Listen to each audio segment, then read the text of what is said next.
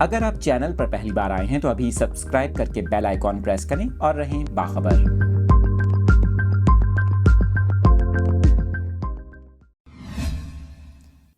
Details اپنے ناظرین کے ساتھ شیئر کر رہے ہیں۔ اس اہم خبر سے متعلق آپ کو بتائیں، موسلا دھار بارش کے باعث تعلیمی ادارے بند کر دیے گئے۔ محکمہ موسمیات کی جانب سے خراب موسم کا الرٹ جاری کرتے ہوئے مزید بارشوں کی پیش گوئی کر دی گئی۔ آپ کو بتا رہے ہیں، متحدہ عرب امارات کی 7 میں سے 6 ریاستوں ابوظہبی، دبئی، شارجہ اور راس الخیمہ میں گرج چمک کے ساتھ موسلا دھار بارش ہوئی، جس کے باعث موسم خوشگوار ہو گیا۔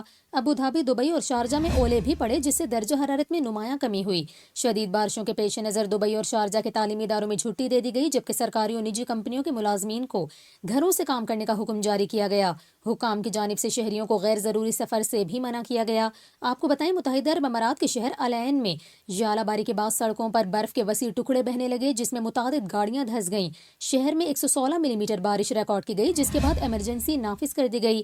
بین الاقوامی خبر رساں ادارے کی رپورٹ کے مطابق اماراتی محکمہ موسمیات کی جانب سے شدید موسم کا الرٹ جاری کیا گیا، جبکہ محکمہ موسمیات نے مزید بارشوں کی بھی پیش گوئی کر دی۔